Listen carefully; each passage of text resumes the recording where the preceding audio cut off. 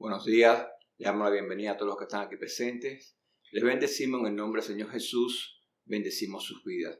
También le damos la bienvenida a todas aquellas personas que nos van a través de las redes sociales. También le bendecimos en el nombre de Jesús, bendecimos sus vidas y traemos un mensaje hoy que esperamos que sirva para nuestra edificación, que sirva para nuestra bendición. Vamos a pasar a orar para que sea nuestro Dios que realmente guíe cada palabra que salga de mi boca. En el nombre de Jesús.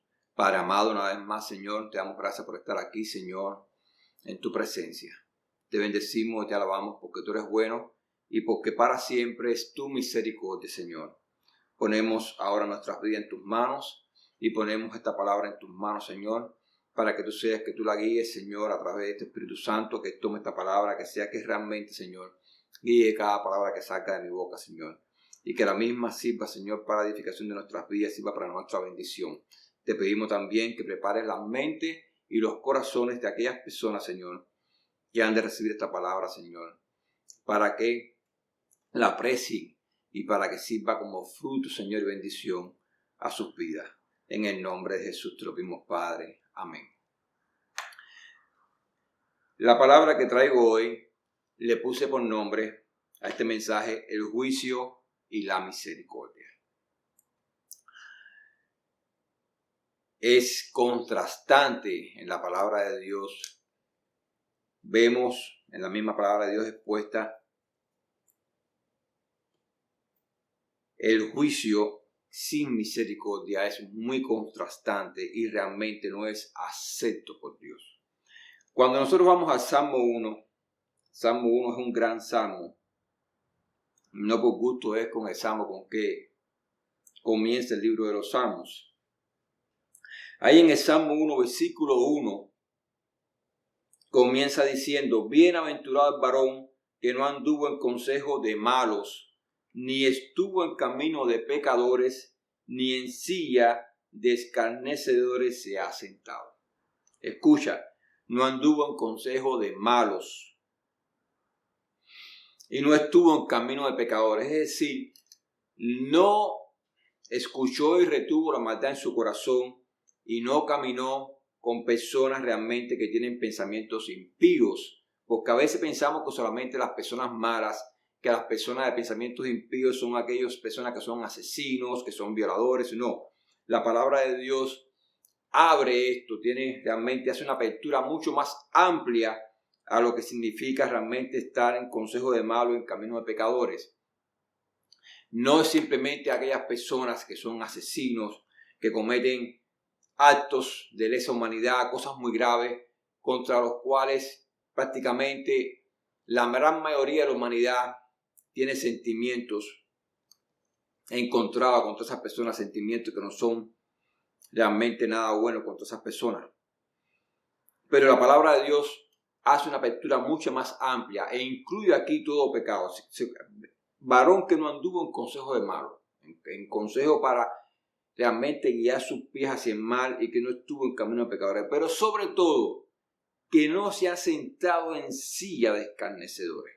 Ahora, la palabra escarnecedor, en el original, la palabra que se usa es mofador. Y un mofador no es más que un burlador. Es una persona que establece un juicio sarcástico en contra de alguien, de algo o en contra de alguien. Un juicio sarcástico es un juicio que se hace con ironía, que realmente cuando se hace en forma de burla, lo que está indicando es una acción o algo completamente contrario a lo que se está hablando, a lo que se está diciendo. Ese es el juicio sarcástico. Y dice que no se ha sentado en silla de escarnecedores. Nosotros podemos ver que la persona más escarnecida en la historia de la humanidad realmente fue nuestro Señor Jesús.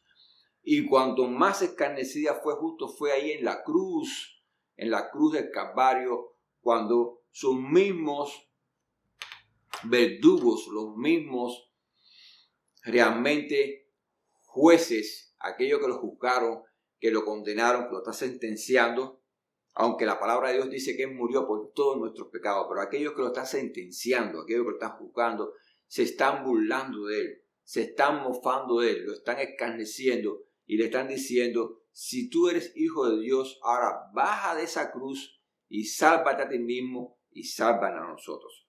Personas con un entendimiento entenebrecido, que no eran capaces de ver realmente la obra de Dios y la grandeza de la obra de Dios y del sacrificio del Hijo de Dios en la cruz del Calvario. Se mofaban y se burlaban de él con gran ironía, con gran sarcasmo.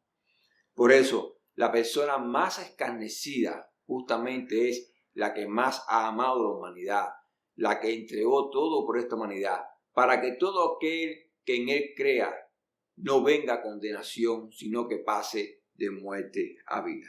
Ese es no más, nadie más que nuestro Señor Jesús.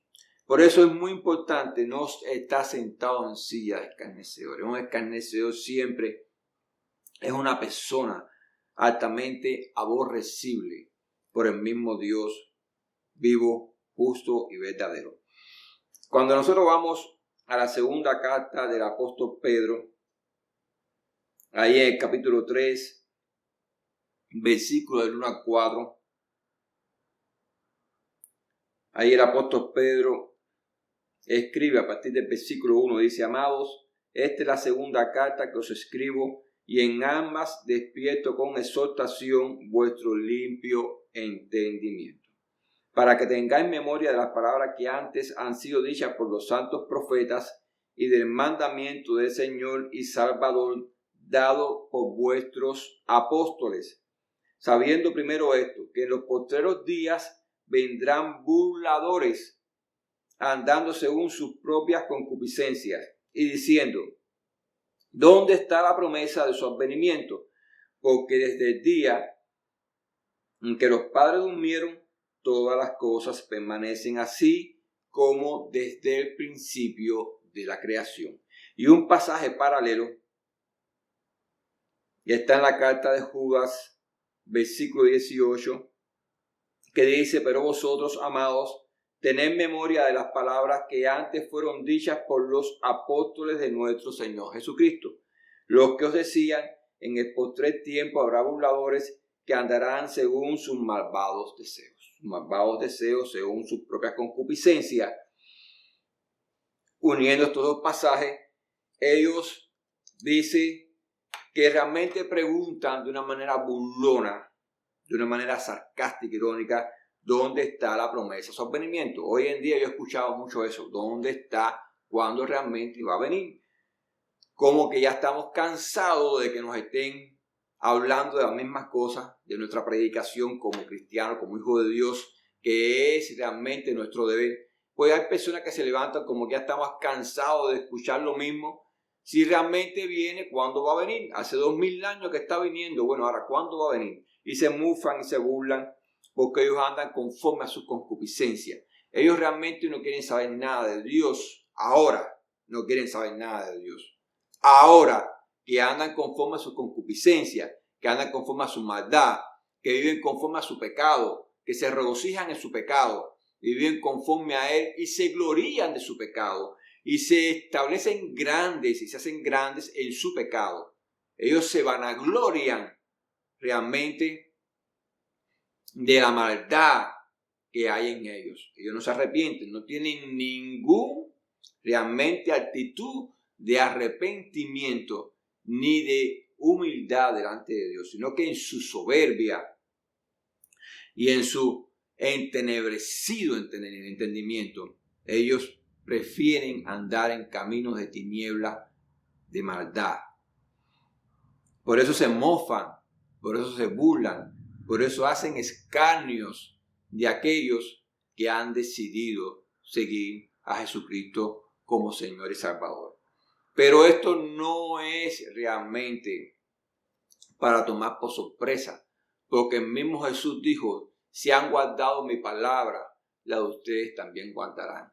Si en mí, que soy el tronco verde, han hecho estas cosas, ¿qué no harán en ustedes, que no son el tronco verde, que son el tronco seco?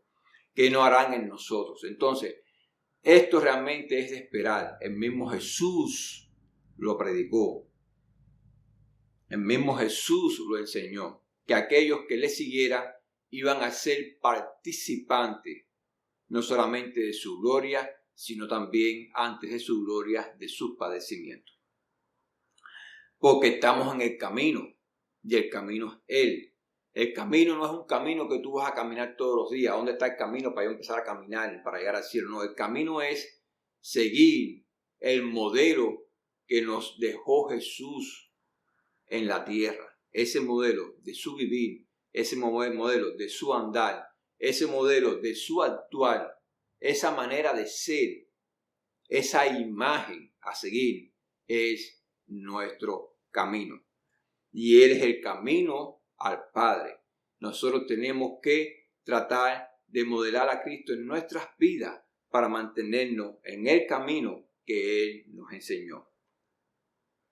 Por eso, todos los que están en el camino, un día vamos a ser partícipes de este escarnio. Por lo que es importante no formar nosotros parte del grupo de los escarnecedores. Es muy diferente estar en el escarnio que ser un escarnecedor. Por lo tanto, cuando nosotros vamos a las enseñanzas de Jesús, ahí en Mateo 5, versículos del 21 al 22 dice el mismo Jesús: oíste que fue dicho a los antiguos, no matarás. Escucha, está en los 10 mandamientos, no matarás por codicia, no codiciarás el bien de tu prójimo, ni su mujer, ni su riqueza, ni nada. No matarás. Sencillamente, no lo harás. Dice, y cualquiera que matare será culpable de juicio. Si matas injustamente, si eres una persona injusta y matas, eres un homicida, pues vas a ser culpable de juicio. Dice el versículo 22, escucha, Jesús lleva la ley a un lugar superior. Dice, pero yo os digo que cualquiera que se enoje contra su hermano será culpable de juicio. Lo está poniendo en el mismo lugar del homicida. Si te enojas contra tu hermano, eres culpable de juicio. Dice, y cualquiera que diga necio a su hermano será culpable ante el concilio. Es decir, ante el concilio se llevaban a las personas que realmente iban a determinar si podían, bajo una disciplina, después poder continuar o si iban a ser cortadas y echadas fuera realmente de la nación de Israel. Dice, va a ser llevado ante el concilio, va a ser juzgado por el concilio. Y muchos de ellos eran apedreados. El concilio los realmente condenaba a muerte, eran apedreados. Esa era la ley. Vas a ser llevado ante el concilio te va a juzgar. Allí vas a hallar misericordia o no vas a hallar misericordia por tus acciones. Puede ser que sigas viviendo, que alcances esa misericordia, o puede ser que no, que seas condenado a muerte. El concilio te condena a muerte y te van a apedrear. Allí va a ser juzgado tu caso. Tu caso va a ser juzgado allí ante el concilio. Y dice, y cualquiera que le diga fatuo quedará expuesto al infierno de fuego. Aquí ya va ni juicio ni concilio. Aquí es ya un grado mayor. Cualquiera que le diga fatuo quedará expuesto al infierno de fuego. Ahora, la palabra fatuo significa una persona llena de presunción o de vanidad infundada y ridícula, falto de entendimiento o falto de razón. Eso es lo que significa la palabra fatuo. Por eso que nosotros no escuchamos a las personas hoy diciéndole directamente a otros, eres fatuo, pero sí muchas veces decimos, ese es lo que es un loco, o ese es lo que es un orgulloso, un pretencioso, un egocéntrico. Y con esas palabras ya estamos definiendo una persona dentro de este grupo de fatuo. Y muchas personas querrán, no, eso no, querrán decir, digan, no, eso no es lo que yo quiero decir. Sí, eso sí es lo que estás diciendo. Te lo estoy traduciendo al idioma actual. Estás dentro de la misma intención. Estás enmarcando a una persona realmente como muy vanidosa, con una vanidad infundada y ridícula, lleno de una presunción, lleno de un orgullo, y lo estás llamando como un fatuo, como un loco, por la manera que camina realmente delante de Dios. Así lo estás enmarcando. Pero dice que si este calificativo tú se lo dices a un hermano tuyo, dice que quedas expuesto al infierno de fuego. Sería muy importante seguir leyendo el pasaje. Yo no lo traje aquí porque no es el objetivo, porque ahí te da entonces pautas para la persona que participa en estas cosas, lo que deben hacer para corregir realmente esto. Y es realmente reconciliarse con la persona que ha ofendido. O si sabe que alguien tiene algo en contra de él, también buscar la reconciliación en todo momento. Es importantísimo. Cristo pone a la persona no en el lugar de que ha sido de que está ofendiendo, sino de que ha sido ofendido.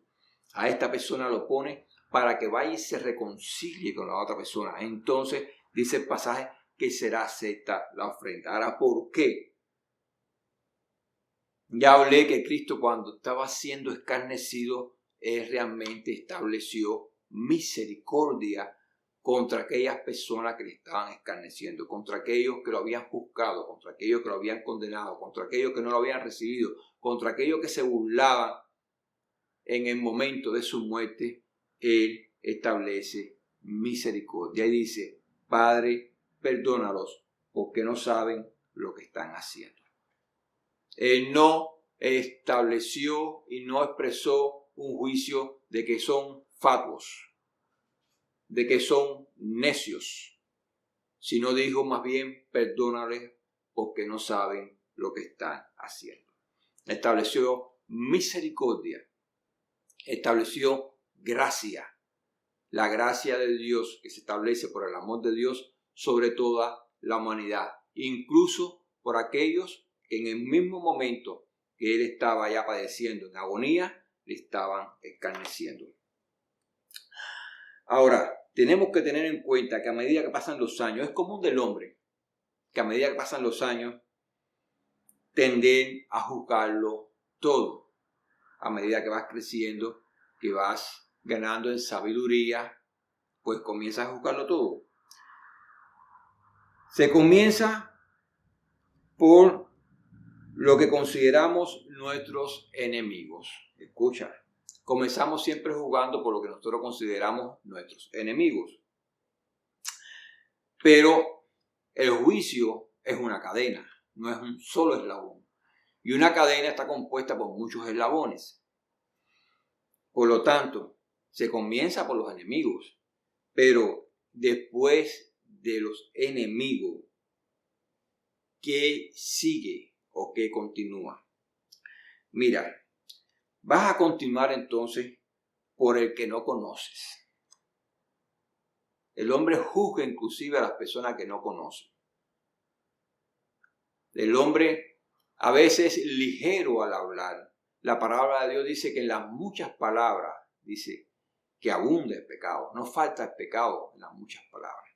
Por eso la persona realmente que refrena su lengua y es sobrio al hablar, dice que se evita en participar en muchos pecados. El hombre es ligero al hablar.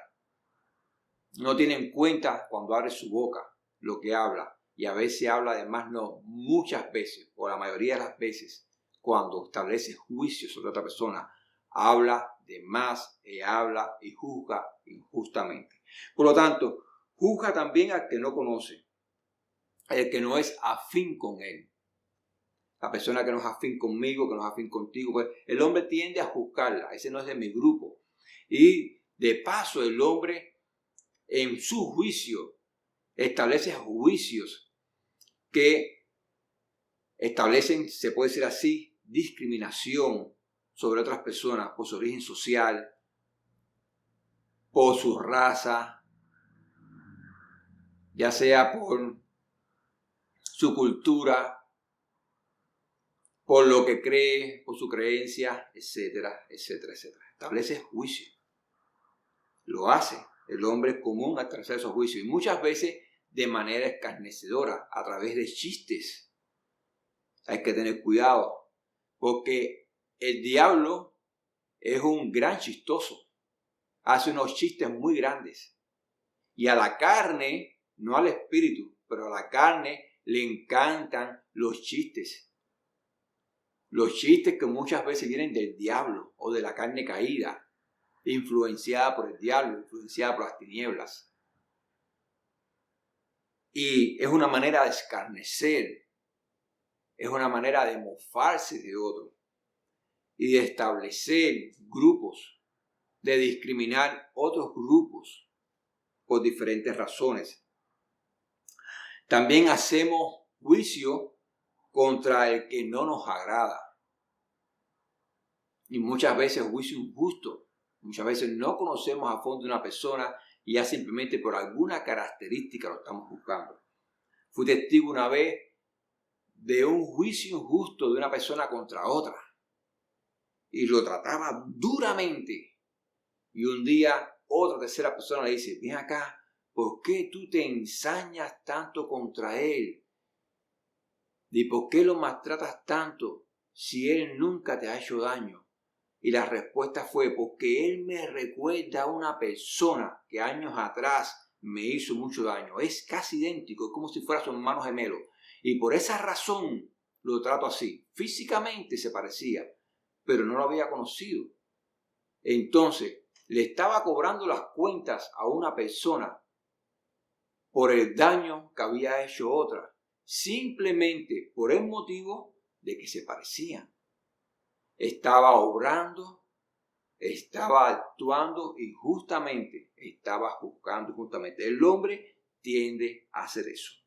Y también juzga al que no ama. No tiene nada que ver conmigo, nunca hemos compartido nada, nunca me ha hecho ningún bien. No lo amo. Por lo tanto, porque no hemos sido nunca participantes en algo que me defina a aquella persona como alguien que tengo que amar, no es parte de mi familia, no es parte de mi círculo íntimo, de mis amigos, de nada. Por lo tanto, no lo amo. Esa persona también tendemos a juzgarla. Pero ahí no para la lista. Escucha, la lista continúa. El hombre también juzga entonces, porque cuando comienza a juzgar, cuando comienza a jugar con esa cadena de juicio, es como que vas alando y vas tomando un eslabón detrás de otro hasta que entonces llegas a este círculo. Empiezas a juzgar a que conoces, a que ya conoces, a que ya tienes alguna relación con él. Comienzas a juzgarlo también. Al que es afín contigo, al que tiene ideas igual a las tuyas, al que camina en un grupo contigo, que muchas veces está a tu lado, batallando junto contigo. A ese que está contigo también lo juzgas. Juzgas también al que te agrada, al que has compartido buenos momentos con él o muchos momentos con él, que participas en muchas actividades con él o que quizás convivas con esa persona que te agrada, también lo juzgas. El hombre es común a establecer juicios sobre todas las cosas, pero también juzga al que le ama. A esa persona que te ama, a esa persona que te sirve, a ese que te hace bien, también le juzgas. Porque el hombre en su juicio injusto tiende a ser desagradecido y a mirar por lo suyo propio y no por lo de los demás. Por lo tanto, cuando establece un juicio desde ese punto de vista, también está juzgando injustamente. Pero ahí no para la lista. Si piensas que ahí para la lista, no para la lista. Continúa. Te lo voy a relevar ahora mismo. Escucha. Sigue juzgando a la creación de Dios. que esto creado es bueno, que esto no creado es bueno, que esto que fue creado así, no sé para qué fue creado así. Esta parte de la creación no me es de ningún provecho, aquella parte sí, como que si quisiéramos excluir partes de la creación y otras que nos agradan que estén con nosotros eternamente. Cuando todo lo creado por Dios lo hizo para que conviviera en un gran equilibrio dentro del cual nosotros vivimos. Si nosotros excluimos partes de la creación de Dios, comenzamos realmente a crear rupturas, a romper lo que Dios creó y a crear un gran desequilibrio que terminaría dañándonos a nosotros mismos. Seguimos juzgando entonces la obra de Dios, cómo Dios obra, cómo Dios actúa, cómo Dios hace las cosas, con esas preguntas de por qué. ¿Y por qué si Dios es bueno permite que pasen estas cosas? ¿Y por qué si Dios existe y es bueno no acaba de hacerle daño a aquel hombre o no acaba de hacerle daño a aquel otro hombre? Cuando tú lees la Biblia, y lees la Biblia, si la lees bien, en ese versículo de Juan 3:16 que dice, porque de tal manera amó Dios al mundo, que ha dado a su Hijo unigénito, para que todo aquel que en Él crea no se pierda, mas tenga vida eterna. Ahora, yo quiero hacer una pregunta. ¿A quién o a qué persona de la humanidad excluye este versículo? A nadie. Aunque sea tu peor enemigo, aunque sea la persona que haya cometido los crímenes de lesa humanidad más grandes de la historia, este versículo no excede a nadie. Si la persona se arrepiente de sincero corazón, da fruto de arrepentimiento, se arrepiente de sincero corazón, no que venga como muchos dictadores en la historia han querido coger la figura de Cristo como un instrumento para manipular las masas. No estoy diciendo esto, pero una persona que se arrepienta de corazón delante de Dios y le pida perdón por todos sus pecados, dice que no se pierde, sino viene a vida eterna. Eso lo dice la palabra de Dios. Porque, aunque nosotros podemos poner una persona muy terrible como Hitler como ejemplo, y ponemos a Hitler muy lejos de nosotros, porque sus obras son muy malas y se merece lo peor, delante de Dios, si nos sentáramos en un banco de acusados, tendríamos la gran sorpresa de ver sentado a nuestro lado a Hitler. Porque para Dios los pecados de Hitler son condenables, pero los nuestros también. Por lo tanto, delante de Dios no hay diferencia. El hombre tiende a hacer diferencia, tiende a establecer juicios injustos, pero Dios no. Por lo tanto, el hombre juzga la obra de Dios en su incomprensión y en su injusticia. El hombre juzga la obra de Dios. El hombre juzga la palabra de Dios. La juzga y la critica. El hombre no cree, muchos hombres, que realmente sea la palabra de Dios, ni que Dios haya revelado su palabra para bendecir a la humanidad, para establecerlo en un camino de vida, en un camino de gracia, de amor y de salvación, para sacarlo de la maldad, del pecado, para librarlo de la muerte. El hombre no cree eso, el hombre juzga la palabra de Dios. Pero aún muchos hombres que dicen haber nacido de nuevo, que dicen ser seguidores de Cristo, juzgan la palabra de Dios. Y dicen no entender por qué Dios dijo esto o dijo aquello en su palabra. No entender por qué Dios califica esto de esta manera o aquello de aquella manera en su palabra. Y juzgan la palabra de Dios. Ojo, cuidado, la palabra de Dios ha sido dada por el mismo Dios. Sí, hoy hay una corriente desde el siglo pasado de estos hombres que siempre quieren dar una explicación a todos, que dicen realmente la palabra de Dios completa no ha sido dada por Dios porque esto no y aquello sí. Todo lo que está escrito ha sido revelado por Dios al hombre.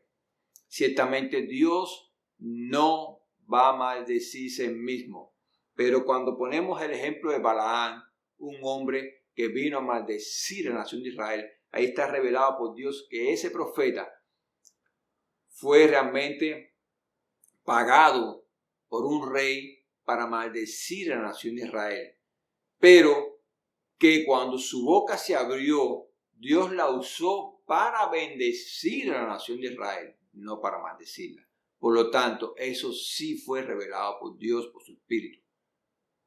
La palabra de Dios es inspirada por Dios y nos enseña que aunque hay un hombre que tiene un corazón para Dios, que cae en pecado, ese mismo hombre se arrepiente y entonces se ve el amor de Dios restaurándolo, sanándolo y restituyéndolo de nuevo en su posición. No que lo quita, no que lo corta, sino que lo restaura, lo sana y lo sigue usando como un instrumento valioso dentro de su reino. Por lo tanto, no podemos decir que porque un hombre, aunque amaba a Dios, cayó en pecado, cometió un pecado muy grande, muy aborrecible delante de Dios, que eso no ha sido dado por Dios. Sí fue dado por Dios, fue revelado por Dios, porque Dios no engrandece al hombre, Dios no engrandece a un hombre. Dios lo que muestra detrás de los errores del hombre, detrás de las debilidades del hombre, detrás del pecado del hombre, muestra su manifestación, cómo Él obra, cómo Él toma todas las cosas y las lleva para bien, cómo Él se manifiesta y cómo Él hace su obra cuando Él ha hablado, el hombre quiera anteponerse y quiera decir que no, el hombre caiga y se debilite y no permanezca firme, no permanezca fiel, como al final Él hace que su obra continúe, porque todo depende de Él, todo sale de Él y todo depende de Él. Pero el hombre, en su desconocimiento y en su ignorancia, tiende a juzgar también la palabra de Dios y por ende también tiende a juzgar a Dios. El hombre juzga a Dios y lo juzga injustamente.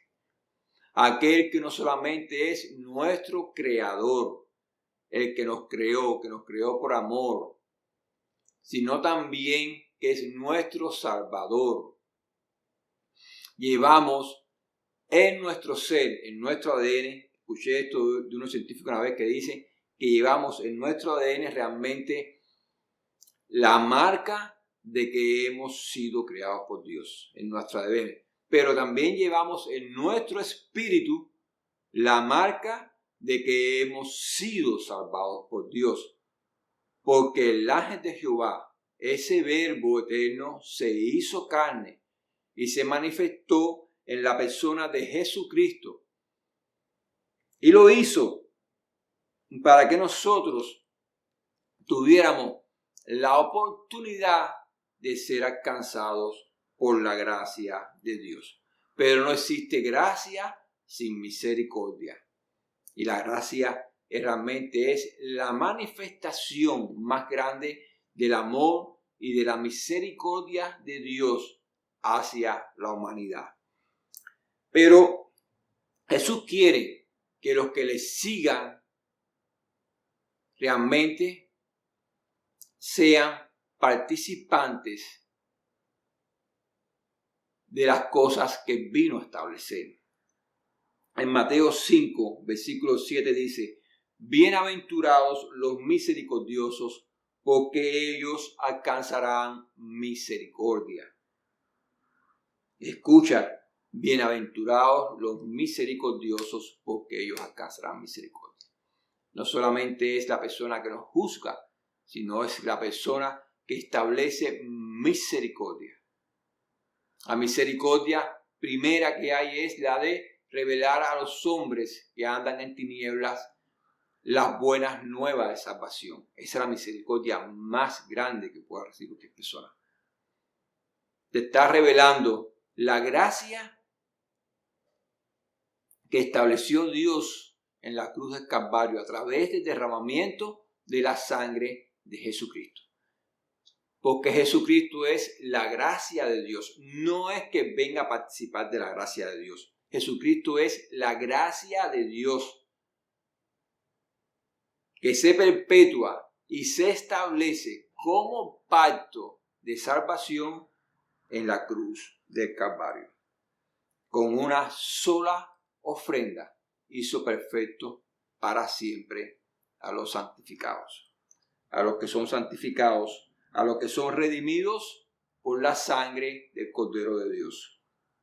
En el libro de Santiago dice, porque juicio sin misericordia se hará con aquel que no hiciere misericordia, y la misericordia triunfa sobre el juicio. El pasaje que me viene a la mente es el de la mujer pecadora, que injustamente estaba siendo juzgada, no porque fuera adúltera, sino porque no se estaba estableciendo la ley como tiene que ser establecida. La ley dejaba bien claro que si un hombre y una mujer eran tomados en el mismo acto del adulterio, ambos fueran sacados fuera de la ciudad y fueran apedreados. Ambos. Y había sido sacada solamente la mujer. El hombre había sido encubierto por alguna causa, por alguna razón, por algún motivo había sido encubierto. Pero la mujer había sido expuesta y querían apedrear a la mujer en lo que encubrían el pecado del hombre. Se estaba estableciendo un juicio injusto en aquella acción. Y Jesús juzgó, pero juzgó conforme a misericordia. Y en vez de juicio, estableció perdón y estableció gracia. Y Él quiere que sus seguidores sean como Él. Pero estableció una regla, es que esté limpio de pecado, que lance la primera piedra. Ojo, pregunta, ¿estamos limpios de pecado? Yo no me considero limpio de pecado, yo me considero que Jesús me limpia de mis pecados.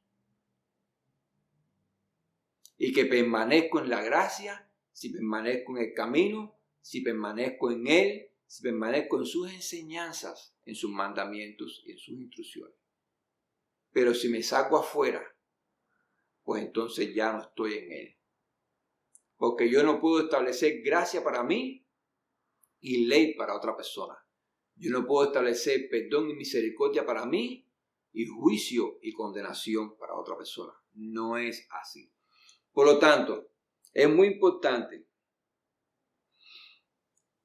como dice el Evangelio de Mateo, nos enseña allí Jesús a partir del versículo 1, del 1 al 5. No juzguéis para que no seáis juzgados. Escucha, esto es una regla de oro. Está en el Sermón del Monte. Dice, no juzguéis para que no seáis juzgados. Porque con el juicio con que juzgáis, seréis juzgados. Y con la medida con que medís, os será medido. El mismo juicio y la misma medida que establezca para otras personas, también van a ser establecidas para ti. ¿Y por qué miras la paja que está en el ojo de tu hermano y no echas a ver la viga que está en tu propio ojo? ¿O cómo dirás a tu hermano, déjame sacar la paja de tu ojo y he aquí la viga en el ojo tuyo? Sigue diciendo Jesús, hipócrita, saca primero la viga de tu propio ojo y entonces verás bien para sacar la paja del ojo de tu hermano. Está llamando realmente a un chequeo interior de cada uno de nosotros, a una revisión interior de cada uno de nosotros. Este texto no es para que tú mires a otra persona. Este texto no es para que yo te mire a ti, para que no mire a nadie y juzgue a aquel tiene que sacar la viga de su ojo porque tengo una pajita en el mío. No, este texto te está diciendo, tú tienes que sacar la viga de tu ojo. Y eso tan grande que estás viendo en el ojo de tu hermano es una pajita. Saca primero la viga de tu ojo. No trates el pecado de tu hermano como superior al tuyo y tu pecado como inferior al de tu hermano. Es lo que te está diciendo. Trata tu pecado como superior al de tu hermano. Como gravemente, intensamente superior al de tu hermano. Antes de juzgar a tu hermano. Eso es lo que nos está revelando aquí la palabra de Dios. Para que no nos exaltemos de ninguna manera y no nos encendamos en juicio de ninguna manera en contra de otra persona. Tenemos que aprender a amar, pero no hay amor sin misericordia. Tenemos que aprender que aunque somos dados a juzgar, no se puede establecer juicio sin misericordia.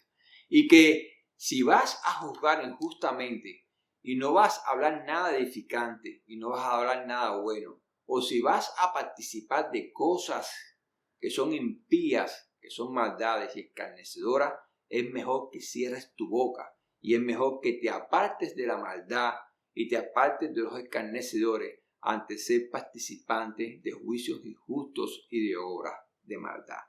Es muy importante. Ten en cuenta que el juicio sin misericordia nos excluye del reino de los cielos. Pero la misericordia hace que se establezca sobre nosotros la gracia del Dios justo y verdadero, que nos pone en el camino y nos abre la puerta del reino celestial. Y sabemos quién es el camino y sabemos quién es la puerta del reino celestial. Jesucristo, nuestro Señor y Salvador. Desde aquí te deseamos que Dios te bendiga, que bendiga tu casa, que bendiga tu vida. Si aún no has aceptado a Jesús como Dios y Salvador, te exhortamos que te arrepientas de tus pecados, que lo confieses delante de Él y que lo aceptes como Señor y Salvador de tu vida. Te bendecimos en el nombre de Jesús. Amén.